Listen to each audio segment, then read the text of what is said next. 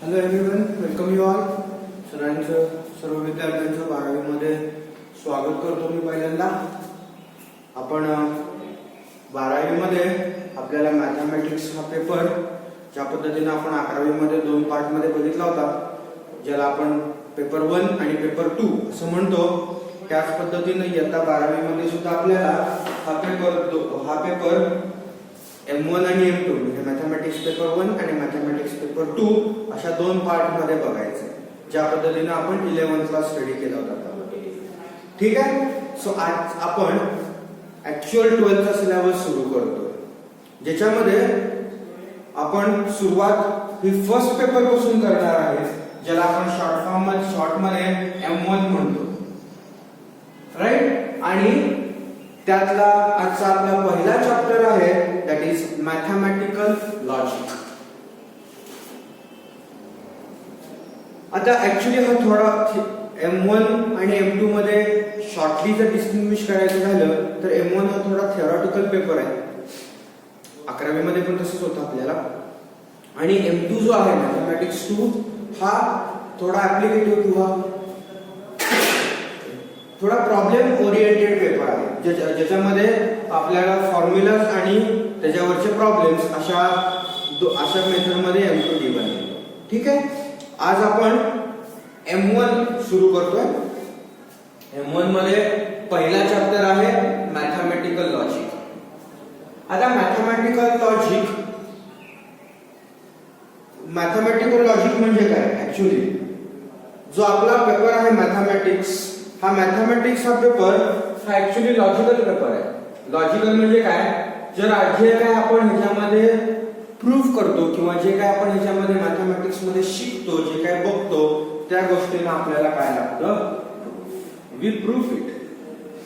मग काही गोष्टी आपण थेरॉटिकली प्रूफ करतो, काही गोष्टी आपण प्रॅक्टिकली प्रूफ करतो, बरोबर. पण त्याला प्रूफ असतं, मॅथमॅटिकल प्रूफ असतं, राईट. सो म्हणून हा जो हे जे आहे लॉजिक, हा मॅथमॅटिक्सचा पार्ट आहे.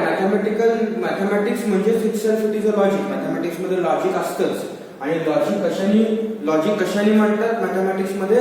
तर लॉजिक प्रूफने म्हणतात. मग आता मॅथमॅटिकल लॉजिक मध्ये आपण बघतो काय, किंवा मॅथमॅटिकल लॉजिक मध्ये करायचं काय, तर आपल्याला थोडाफार म्हणजे मॅथमॅटिक्स मध्ये काय काय असतं किंवा इतर सब्जेक्टच्या रिलेटेड मॅथमॅटिक्स कसं आहे, त्या ठिकाणी मॅथमॅटिक्स कसं यूज होतं, ह्या शॉर्ट मध्ये आपण गोष्टी ह्या चॅप्टर मध्ये बघणार. ज्याच्यामध्ये तुम्ही जर व्यवस्थित तुमच्या टेक्स्टबुक मधला जर चॅप्टर बघितला तर त्याच्यामध्ये त्यांनी सुरुवातच अशा पार्ट पासून केली आहे, जो ऑलरेडी तुम्ही स्टडी केलेला आहे बऱ्यापैकी.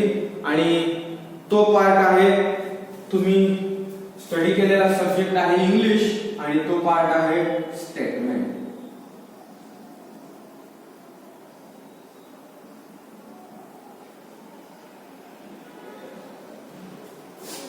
आणि स्टेटमेंटच्या आधी आपण बघतो सेंटेन्स.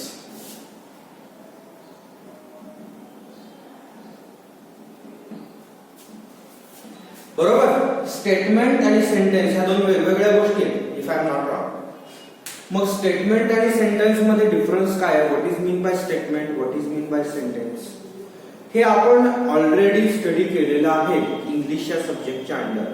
स्टेटमेंट कुणाला म्हणायचं, स्टेटमेंटचे टाइप्स काय काय आहे, सेंटेन्स कुणाला म्हणायचं, सेंटेन्स स्टेटमेंट कधी असतं, एखादं सेंटेन्स स्टेटमेंट कधी नसतं, ह्या आपण गोष्टी ऑलरेडी ग्रामर ह्या हेडिंग अंडर इंग्लिश मध्ये बघितलेल्या आहेत.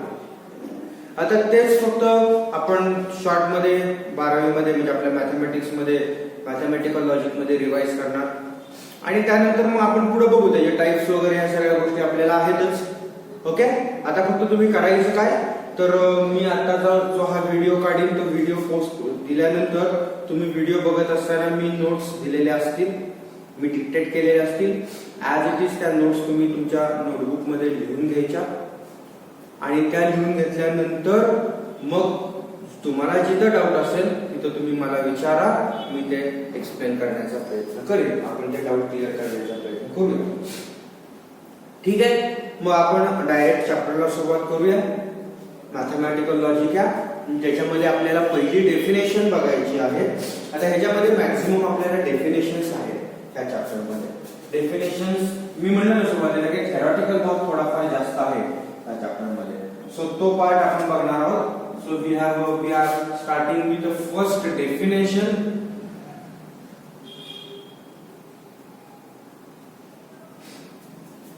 आणि ती डेफिनेशन आहे मी मगाशी जो वर्ड दिला होता त्याची, that is definition of a statement.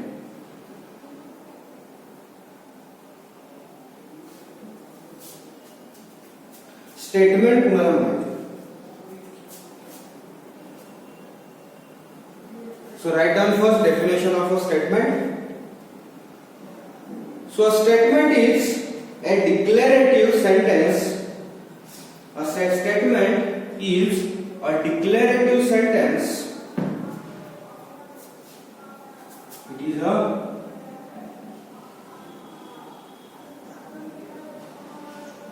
declarative sentence which is either true or false. Which is either true or false, but not both. Which is either true or false, but not both. आता याचा meaning काय आहे की sentence statement हे एक असं sentence आहे. Sentence म्हणजे काय? एसव्हीओ. आपण सरळ साध्या भाषेमध्ये बोललो तर सब्जेक्ट वर्ब आणि ऑब्जेक्ट याचं कॉम्बिनेशन आपण सेंटेन्स म्हणतो. पण ते सेंटेन्स स्टेटमेंट कधी असतं? तर ते सेंटेन्स स्टेटमेंट तेव्हा असतं ज्या वेळेस ते सेंटेन्स हे एकतर ट्रू असेल किंवा फॉल्स असेल. Which is either true or false but not both. आणि याच्या पुढे एखादा एक वर्ड पण बरेच जण लावतात, simultaneously. But which is not both simultaneously. याचा अर्थ एक तर ते बरोबर असेल किंवा चुकीचं असेल, पण ते चुकीचं किंवा बरोबर दोन्ही सायमल्टेनियसली नसेल. म्हणजे काय? फॉर एक्झाम्पल मी असं म्हटलं की 2 + 2 = 4. Now this is a sentence. बरोबर. मग आता हे सेंटेन्स आहे पहिलं, आणि दुसरं एक सेंटेन्स आहे की he is a good boy. अशी दोन सेंटेन्स आहेत आपल्याकडे. ठीक आहे. मग आता 2 + 2 = 4 याबद्दल आपल्याला काय वाटतं? हे सेंटेन्स बरोबर आहे चुकीचं आहे का काही सांगता येत नाही. म्हणजे काही जण बरोबर म्हणतील, काही जण चुकीचं म्हणतील, असं काही असतं सेंटेन्स मध्ये. तर नाही, हे सेंटेन्स आपल्याला माहिती आहे परफेक्टली. तुम्ही कुठेही गेला ऑल ओव्हर वर्ल्ड, तर ऑल ओव्हर वर्ल्ड मध्ये हे जे सेंटेन्स आहे सेंटेन्स कसं आहे? ट्रू आहे. म्हणजे ह्या सेंटेन्स बरोबर आहे, याच्यामध्ये कुणाला काही ऑब्जेक्शन असायचं कारण कुठेही ऑल ओव्हर वर्ल्ड म्हटलं मी, फक्त काही पर्टिक्युलर गोष्टींसाठी नाही, ऑल ओव्हर बोलायचं. ते ऑल ओव्हर ट्रू पाहिजे किंवा ऑल ओव्हर फॉल्स पाहिजे. नॉट नेसेसरी प्रत्येक वेळेस ट्रू असेल, काही वेळेस ते फॉल्स पण असेल. ठीक आहे. मग ते ऑल ओव्हर ट्रू आहे का ऑल ओव्हर फॉल्स आहे? तर ते नाही, ते ऑल ओव्हर ट्रू आहे. Because 2 + 2 is always 4. त्याच्यामध्ये काहीच प्रॉब्लेम नाही. मग आपल्याला त्यावेळेस आपण कन्फर्म असतो की नाही हे सेंटेन्स ऑलवेज ट्रू आहे आणि हे फिक्स आहे, त्यावेळेस त्या सेंटेन्सला आपण म्हणतो statement. So this sentence is a statement. कुठलं? 2 + 2 = 4. कारण इथं अशोर शॉर्ट आहे, पण याच्यामध्ये कुणालाही काही कन्फ्युज असायचं कारण. आता दुसरं सेंटेन्स काय? He is a good boy. आता he is a good boy ह्याच्यामध्ये ही कोण आहे माहितीये का? नाही. आणि बरं ते गुड कशावरून ठरवायचं? म्हणजे तो अभ्यासात हुशार आहे म्हणून गुड, तो बोलायला चांगला आहे म्हणून गुड. गुड डिफाईन कसं केलं हे पण महत्वाचं आहे ना, कारण प्रत्येक जण गुड ह्या गोष्टीसाठी वेगवेगळे पॅरामीटर लावतील. कोण जर एखादा म्हणेल की नाही त्याला 90% पडले म्हणजे तो गुड आहे, एक जण म्हणेल नाही 90% नाही पडले पण तो बोलायला चांगला म्हणून गुड आहे. सो गुड डिपेंड करतं की कोण कुठला पॅरामीटर लावतोय. आणि त्याच्यापेक्षा महत्वाची गोष्ट म्हणजे ही कोण. एखाद हा जो ही आहे हा पर्सन टू पर्सन बदलेल ना. म्हणजे काही जण काय म्हणतील की ते बरोबर आहे, म्हणजे एखाद्याने त्याचा मित्र घेतला किंवा मैत्रीण घेतली, तो जर चांगला असेल तर तो म्हणेल येस, दुसरा म्हणेल नाही हा चांगला नाही, येस नो. सो हे शुअर सांगता येत नाही की ही कोण आणि गुड काय. म्हणजे इथे येस किंवा नो, प्रत्येक जण कुणाबद्दल बोलतोय, कुणाबद्दल विचार करतोय, ह्याच्यावरून तो ठरवेल की येस का नो. राईट. सो इथं कोण जर ट्रू म्हणेल किंवा कोण जर फॉल्स म्हणेल, it differs from person to person. म्हणून हे ट्रू किंवा फॉल्स हे दोन्ही असू शकतं. म्हणून असे जे सेंटेन्स आहेत ते स्टेटमेंट. बघा मी काय म्हणतो.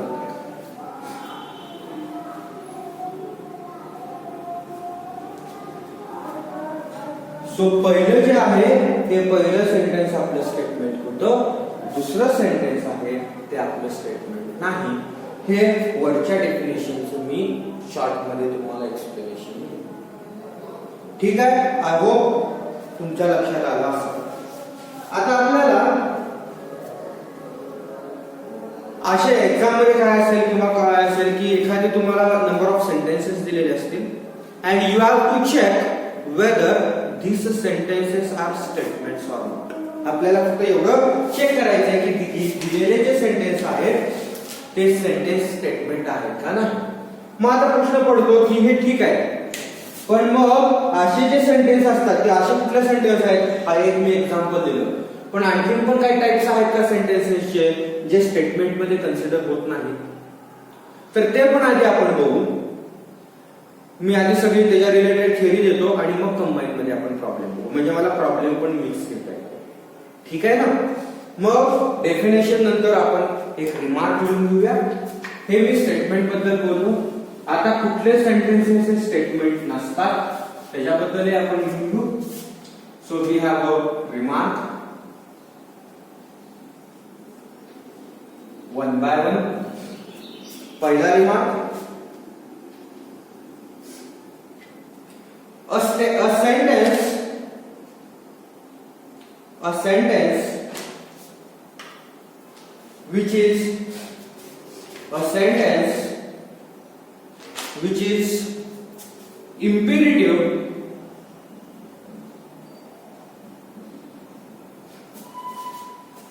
comma exclamatory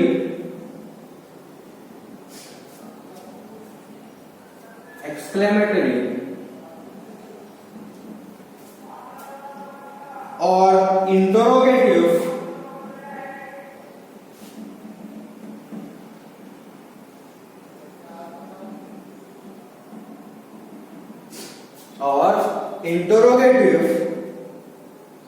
are not statements.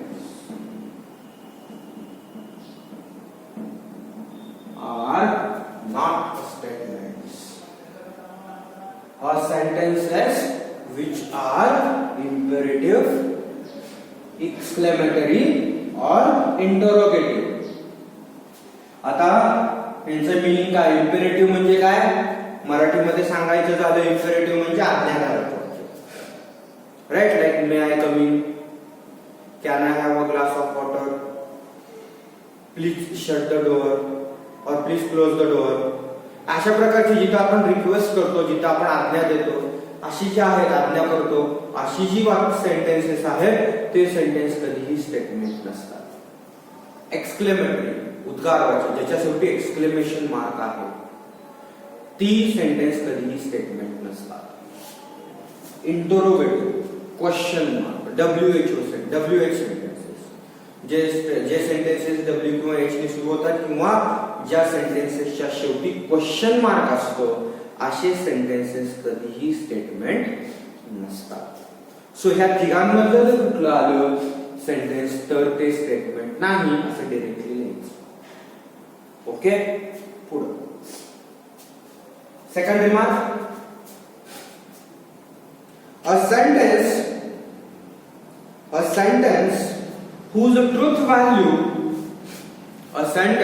whose truth value can vary a sentence whose truth value can vary means change.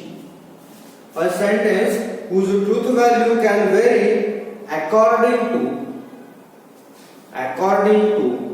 some conditions, which are not stated in the sentence, which are not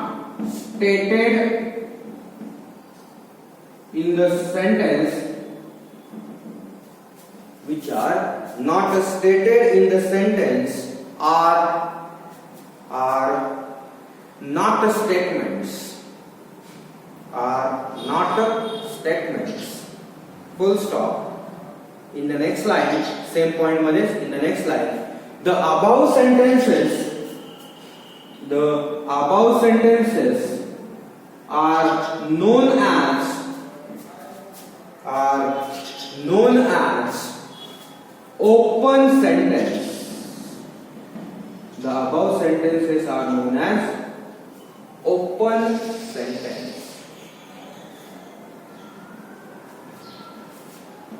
okay, remark मध्ये नवीन word आलाय open sentence. कुणाला म्हणायचं open sentence? तर असे sentences जे vary होतात, ज्यांची truth value म्हणजे which either they are true or false, ती ट्रूथ व्हॅल्यू व्हेरी होते. कशावरून व्हेरी होते? तर अशा काही कंडिशन्स असतील की ज्या त्या स्टेटमेंट मध्ये त्या सेंटेन्स मध्ये दिलेल्या नसतील. फॉर एक्झाम्पल, मी मगाशी जे सेंटेन्स दिलं होतं ते ही इज अ फुटबॉल, त्यामध्ये जी कंडिशन आहे की ट्रू किंवा फॉल्स, ही कुणावरती डिपेंड करते? ही वरती डिपेंड करते ना, की जो कोण आहे. आणि मी त्यावेळेस पण म्हटलं की प्रत्येक जण वेगवेगळा विचार करेल ना, ज्याच्या डोक्यामध्ये माइंड मध्ये जी व्यक्ती आहे त्याच्यावरून ते ठरेल की weather he is a good or not. म्हणजे तो ही जो आहे त्या ही बद्दल व्यवस्थित काही सांगितलेलं आहे का त्या सेंटेन्स मध्ये? व्यवस्थित काय त्यांनी म्हटलंय काय की तो ही कोण आहे? आता त्या हीच्या ठिकाणी जर नाव दिलं असेल, for example Ram, that Ram is a good boy. ठीक आहे, आता राम जो कोण आहे त्या राम बद्दल स्पेसिफिक बोलतायत ना, मग then that is not a sentence. की नाही, आता कळालं की आपल्याला कोणाबद्दल बोलायचं, पण ही म्हटलं की कोण हे आपल्याला म्हणतो, मग तिथे इश्यू होतात. मग त्या ठिकाणी असे जे सेंटेन्सेस असतात की ज्याची ट्रूथ व्हॅल्यू व्हेरी करते, की जी चेंज होते कशावरती? तर त्या सेंटेन्स मध्ये जी कंडिशन दिलेली आहे त्या कंडिशन वरती ती व्हॅल्यू चेंज होते. अशा सेंटेन्सना आपण काय म्हणतो? Open sentences. मग जी ओपन सेंटेन्सेस आहेत ती कधीही स्टेटमेंट नसतात.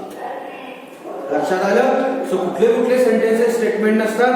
तर इम्पेरेटिव्ह सेंटेन्सेस स्टेटमेंट नसतात. त्यानंतर इथं म्हटलं इंटरोगेटिव्ह सेंटेन्सेस स्टेटमेंट नसतात, एक्सक्लेमेटरी सेंटेन्सेस स्टेटमेंट नसतात, आणि ओपन सेंटेन्सेस हे स्टेटमेंट नसतात. सो हे 4 प्रकारची सेंटेन्सेस आपण बघितली जी स्टेटमेंट नसतात. ठीक आहे. त्यानंतर पुढचा रिमार्क जो जनरल आहे, if the given statement is a true, if the given statement is a true, then its truth value is capital. If the given statement is a true, then its truth value is capital T. And if the given statement is false, then its truth value is capital F. If the given statement is false, then its truth value is capital F. म्हणजे प्रत्येक वेळेस spelling पूर्ण लिहायची गरज नाही, true किंवा false. Write the truth value म्हटलं की हे पूर्ण लिहायचं नाही. काय लिहायचं? फक्त टी लिहायचं किंवा एफ लिहायचं. ट्रू असेल तर टी लिहायचं, फॉल्स असेल तर एफ. ठीक आहे. सो ही पहिली डेफिनेशन होती आणि त्याच्या रिलेटेड काही रिमार्क्स होते जे मी तुम्हाला सांगितले. आता आपला पहिला क्वेश्चन असेल, ऑब्विसली तो एक्सरसाइज मध्ये पण आहे आणि मी जनरल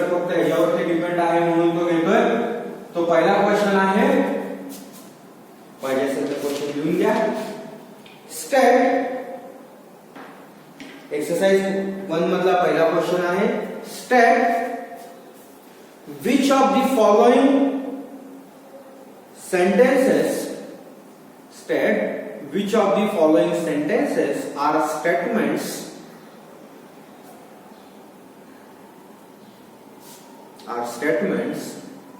question mark justify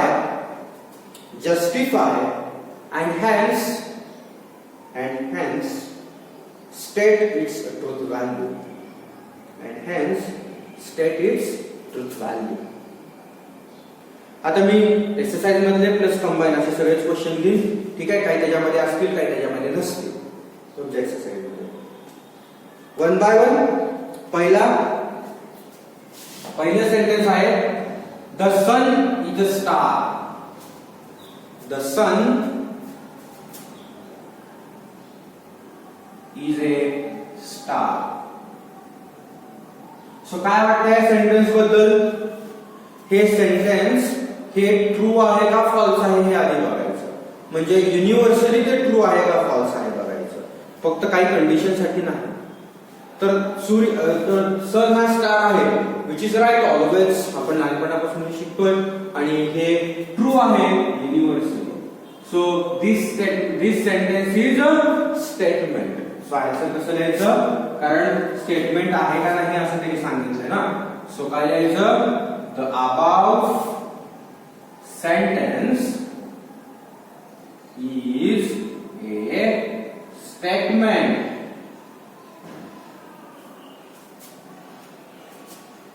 आणि what is the truth value? Truth value dash capital T. प्रत्येकासाठी अशा 2 लाईन्स आल्या पाहिजेत एका खाली. The above sentence is statement असेल तर स्टेटमेंट, नसेल तर नॉट अ स्टेटमेंट, आणि नॉट असेल तर खाली का, आणि असेल तर खाली ट्रूथ व्हॅल्यू. दोन्ही. सेकंड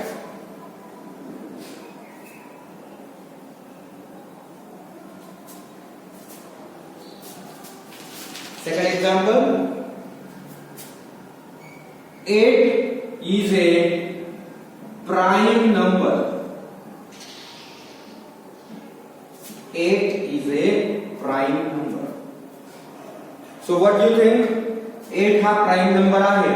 प्राइम नंबर कोणाला म्हणतो आपण? A numbers which are divisible by only 1 and itself. पण 8 असा नाहीये. 8 ला 2 ने डिवाइड होतं, 4 ने डिवाइड होतं. मग हे सेंटेन्स स्टेटमेंट आहे का पहिल्यांदा? तर स्टेटमेंट आहे, बरोबर. कारण हे आपल्याला माहिती आहे की 8 हा प्राइम नंबर नाही, हा फिक्स आहे. असं म्हणू शकत नाही ना कोण की नाही काही ठिकाणी 8 हा प्राइम नंबर आहे, काही ठिकाणी 8 हा प्राइम नंबर नाही आहे, असं आपण म्हणू शकतो का? नाही. It is fix that 8 is not a prime number, right. मग लिहिताना कसं लिहायचं? The above sentence is a statement आणि the truth value, what is truth value? F, because it is a false statement. पुढं 2 plus 2 is equal to 8. काय वाटतं? 2 plus 2 is equal to 8 बरोबर आहे का चुकीचं आहे? ऑब्वियसली चुकीचं आहे आणि युनिव्हर्सली चुकीचं आहे. असं कुठंच होत नाही ना की 2 plus 2 काही ठिकाणी 8 येतं, काही ठिकाणी येत नाही. सो दिलेलं सेंटेन्स हे स्टेटमेंट आहे का? तर आहे. सो स्टेटमेंट काय लिहायचं? सेंटेन्स खाली काय लिहायचं? The above sentence is a statement and what is truth value of this sentence? The truth value is F. लिहायचं खाली दोन्ही ओळीस. मी तुम्हाला काय लिहायचं ते सांगितलं.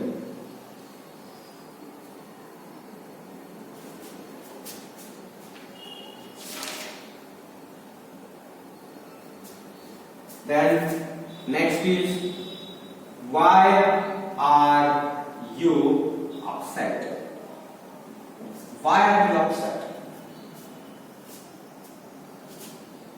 So whether this sentence is a statement. आता मी स्टेटमेंट कुठले नाही हे पण दिले, ह्याच्यामध्ये मी सांगितलंय की हे कुठल्या टाइपचं सेंटेन्स आहे. This is an interrogative sentence. WH question आहे ना. सो शेवटी क्वेश्चन मार्क आला. मग शेवटी क्वेश्चन मार्क आला की ते इंटरोगेटिव्ह सेंटेन्स होतं आणि इंटरोगेटिव्ह सेंटेन्सचे स्टेटमेंट नसतात. So the about sentence is not a statement. आणि का नाहीये तर इट इज an interrogative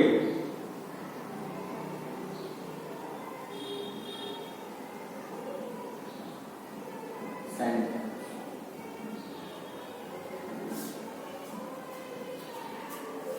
कारण हे कसले सेंटेन्स आहे. Interrogative sentence.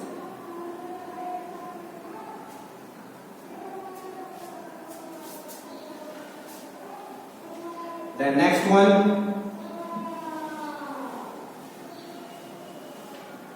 please get me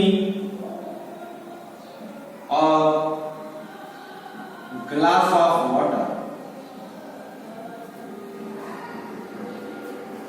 काय वाटतं याबद्दल. Please get me a glass of water. हे सेंटेन्स हे स्टेटमेंट आहे का. तर तुम्ही नीट बघितलं तर हे जे सेंटेन्स आहे हे सेंटेन्स हे इम्पेरेटिव्ह सेंटेन्स आहे. तर रिक्वेस्ट आहे की please give me a glass of water. So this is a imperative sentence आणि इम्पेरेटिव्ह सेंटेन्स हे स्टेटमेंट नसतात. सो काय लिहायचं. The above sentence is not a statement because it is an imperative sentence.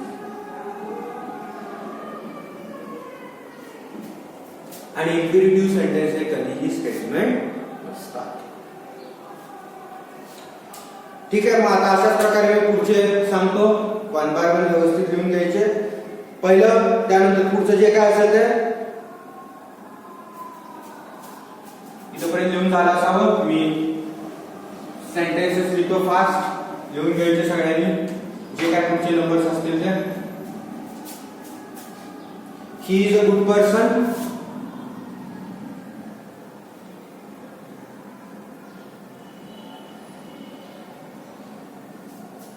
त्यानंतर पुढचं जागा सोडायची तुम्ही म्हणजे तुम्हाला खाली आन्सर लिहायला बरं. Every parallelogram is a rhombus.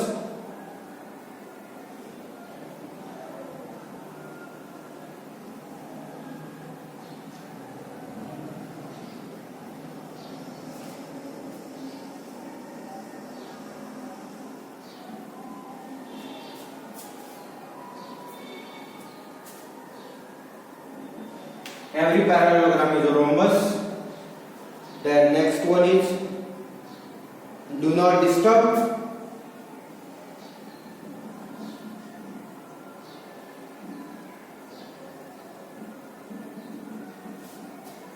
Then next one is the sum of interior angles of a triangle is 180.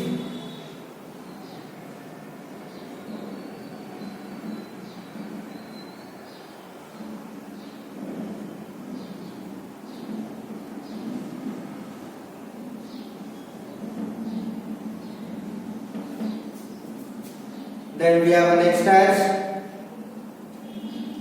x plus 5 is equal to 10.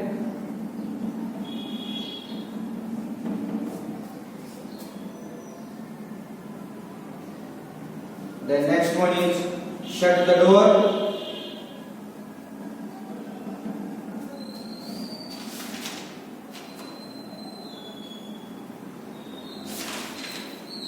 Then next one is x plus 3 is always greater than or equal to 5.